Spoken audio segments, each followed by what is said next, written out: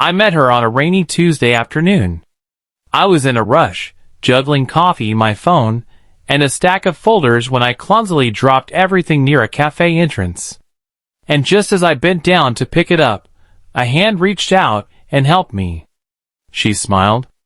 Her name was Lena. Dark hair, warm eyes, that kind of kindness that instantly disarms you. We joked about how I couldn't handle a simple coffee cup, and somehow ended up sitting together for an hour. We talked about everything: music, movies, childhood stories. It felt like we had known each other forever. It was easy. Too easy. Over the next few weeks, we became inseparable. She would send me cute messages in the morning, surprise me with homemade cookies, and leave sticky notes in my books that said things like, "Don't work too hard, your smile deserves rest too." I fell hard. We danced in the kitchen while making spaghetti. We sat in the car for hours after movies just talking. I told her secrets I hadn't told anyone. She made me feel like I was finally living, not just existing. One evening, she brought me to her favorite spot, a small bridge outside the city. We watched the stars. She leaned on my shoulder and whispered, "Don't ever leave me, okay?" And I said, "I won't, ever." And I meant it. Back then. I truly meant it. The perfect days didn't last forever. After about 7 months, little things started to change. Lena became distant. Not all the time, just enough for me to feel it in my gut. Some weekends, she'd disappear. No texts. No calls. Just silence. When I asked her, she'd say, "Sorry, baby. My sister's not doing well. I had to stay with her." I didn't even know she had a sister. She had never mentioned it before. But I didn't push. I trusted her. Then came the expensive clothes. Designer bags. New iPhone. She said her aunt gave her money, or that a friend gave her a gift. Again, I didn't question her. But something felt off. She stopped inviting me over. She used to beg me to stay the night. Now she made excuses. "I'm tired. Big day tomorrow. Maybe another time." I told myself it was just stress, that I was being paranoid. But one night, she called me the wrong name. Only for a second. Tom. My name isn't Tom. She laughed it off, said it was from a movie, but I knew. Something was happening. And I was too afraid to admit it happened on a Friday night. I was out with friends when I saw her. Lena. Walking into a hotel lobby. With a man, not just walking, laughing, holding onto his arm, like they were more than just friends. My heart dropped. I followed them. Not inside, I couldn't. But I waited. 2 hours. She never came back out. The next day, I asked her what she did last night. She said, "Oh, just stayed home. Watched Netflix.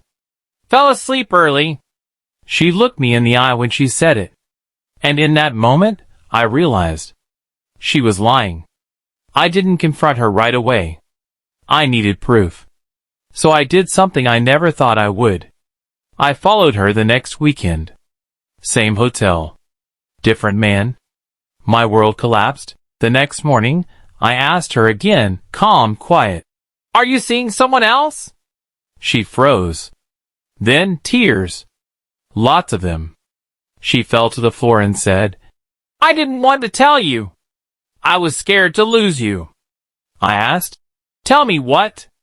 She looked up, eyes red, voice shaking. "I've been doing escort work for the last few months." I couldn't breathe.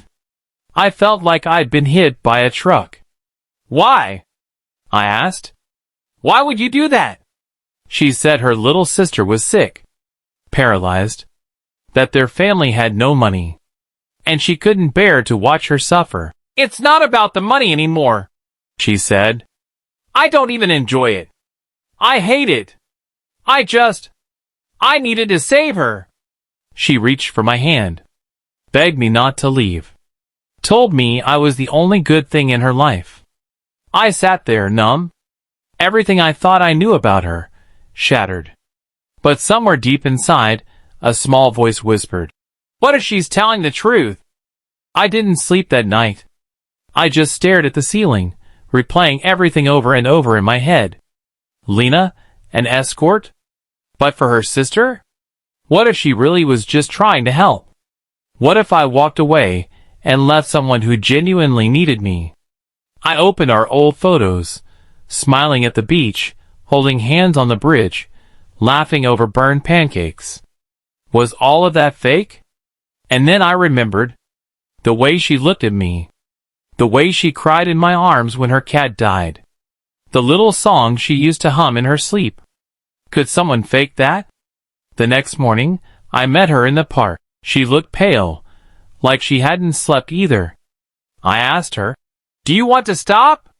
She didn't answer at first, then nodded slowly.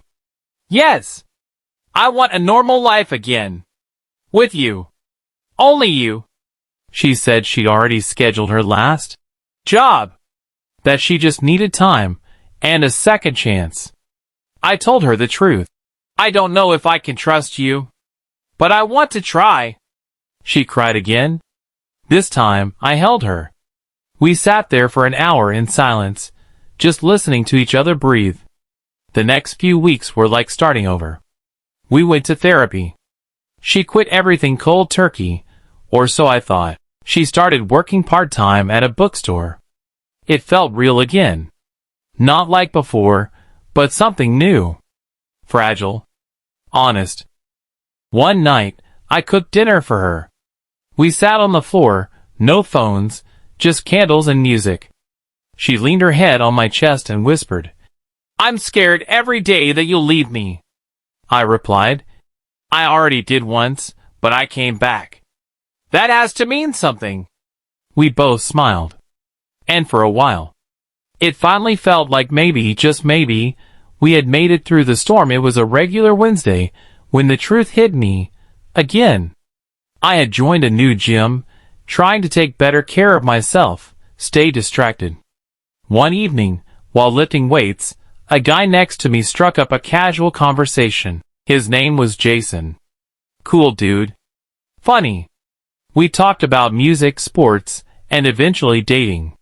He laughed and said, "Man, I've been seeing this amazing girl lately. She's mysterious though. Kinda secretive. But man, she's got me hooked." He pulled out his phone. "Look at this, bro. That's her." I froze. It was Lena. Same smile. Same necklace I bought her for her birthday. Same Lena, but in a different life. I didn't say anything. I just nodded, said something like, "She's pretty," and walked away. My hands were shaking. My chest felt like it was going to explode. Back home, I stared at the wall for hours. I remembered her promises. "I quit. There's no one else. You're the only one." It was all fake. Again. But I needed to be sure. So I went deeper. I searched her name online. Different versions of it. I even tried image searches. What I found made my blood run cold. Multiple profiles. Different names. Same photos. Same face. Dozens of them. Each one had a trail of men, lonely, hopeful men, thinking they were the one. I created a fake profile. Reached out. She replied in less than 2 hours. She didn't recognize me. She flirted. She offered a night out for money. That's when I knew. She never stopped. She never even tried. I confronted her the next night. I didn't yell. I didn't scream. I just showed her the profile. The messages. Jason's photo. The evidence. She went silent. Completely still. Then, she smiled. Not nervously. Not sadly. But like someone who had won a game. And she said, "You knew what I was when you met me. You just didn't want to believe it." I asked her one question. Was anything real? She leaned forward, looked me straight in the eye and said, No. But it felt real enough, didn't it? Then she turned and walked away. No apology. No tears. Just silence. A month later, I saw her again. Different guy. Different dress. Same smile. She looked happy. He looked like I used to. Sometimes, I wonder if she ever loved anyone. Or if it was all just a game to her. A game she played better than anyone else. And me? I wasn't the player. I was just one of the pieces.